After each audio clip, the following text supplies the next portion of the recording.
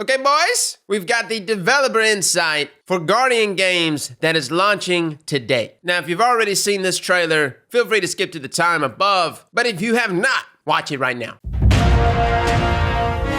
There's always been this kind of undercurrent of which class is the best class. This is the first time in Destiny where we're saying, prove it. Guardian Games is a competition between the classes. It's Titans versus Hunters versus Warlocks for bragging rights for the entire year. You'll go and visit Ava, and she'll have some gold, silver, and bronze medals that you can go after by playing various activities.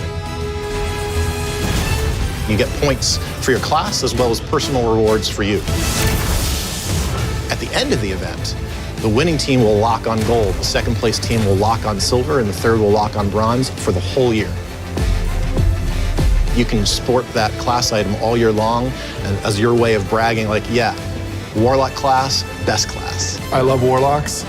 Hunters are going to win. Yeah, we are.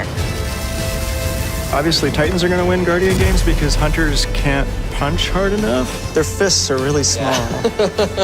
Warlocks are the best class. Warlocks, all they do is sort of float around and read books. Warlocks, obviously. Hunters, because there's more of us. Oh, God. The people that talk the talk, it's now like, okay, can you walk the walk? And obviously, hunters can do that, and we'll see that. Warlocks floof the floof. That's what we do. What does that mean? That's what we do. We floof. All right, so that's Guardian Games. Essentially, it is what it says. Hunters versus Warlocks versus Titans. Now, Bungie did mention in the TWAB last week that things will be weighted a little differently because there is so many Hunters in the game. Those medals that you collect after doing activities and events are gonna count differently depending on what class you are playing. And if I remember correctly, the split is like, I wanna say Titan and Warlocks are pretty dead even, and then Hunters, I wanna say, are equal to both Titans and Warlocks together. Now they mentioned gold, silver, and bronze medals dropping from the wild, but they also mentioned us going to see Evan Levante first before beginning all of this. So I'm wondering if there's gonna be bounties involved that will also reward us these medals. I know, everybody has a feeling about bounties right now. It's unfortunate, not everybody wants to do them, considering we just talked about how Destiny lost its magic here recently for us. But I'm assuming that depending on the event that you do, will decide what medals drop for you. The question I have is how much does it scale? And will there be events that drop multiple of a medal? Like will Grandmaster Nightfalls just drop 1 gold? Or will it be multiple gold? And on the flip side, does Master Nightfall only drop 1 gold? Or does it just drop a silver? And if that's like the tier, the hierarchy of medals, then I'm gonna be collecting a lot of bronze medals. Now outside of bragging rights, which will last for the entire year, other rewards include daily reward packages, a new exotic